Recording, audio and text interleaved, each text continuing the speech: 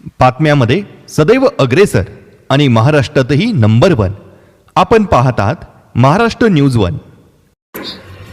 अकोला पोलिसांची मोठी कारवाई. सप्तशृंगी ज्वेलर्स दरोडा 72 तासात उघड, आरोपी अटकेत. अकोला शहरातील सप्तशृंगी ज्वेलर्स येथे बंदुकीच्या धाकावर झालेल्या 69,90,000 रुपयांच्या दरोड्याचा स्थानिक गुन्हे शाखेने अवघ्या 72 तासात उलगडा करत आरोपीला अटक केली आहे.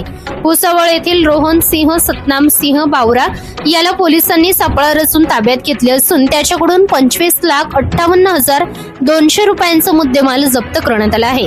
7 मे 2026 रोजी दुपारी आरोपीने ज्वेलर्स दुकानात घुसून सोने चांदीचे दागिने व 75,000 रुपयांची रोकड लुटली होती.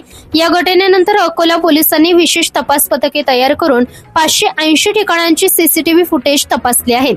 तांत्रिक विश्लेषण आणि गुप्त माहितीच्या आधारे आरोपीचा माग काढण्यात आला.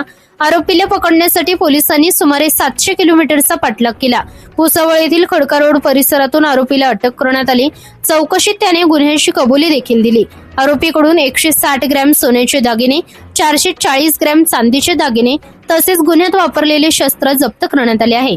न्यायालयाने आरोपीला 16 मे 2026 पर्यंत 6 दिवसांची पोलीस कोठडी सुनावली आहे.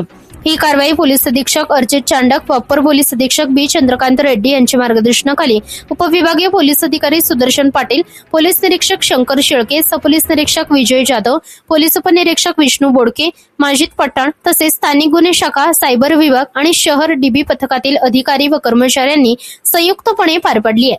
महाराष्ट्र न्यूज साठी संपादक इस्माईल शेख, अकोला. या बातमीचा व्हिडिओ तुम्हाला आवडला असल्यास व्हिडिओला लाईक करा, शेअर करा आणि महाराष्ट्र न्यूज 1 या न्यूज चॅनलला सबस्क्राईब करा. धन्यवाद.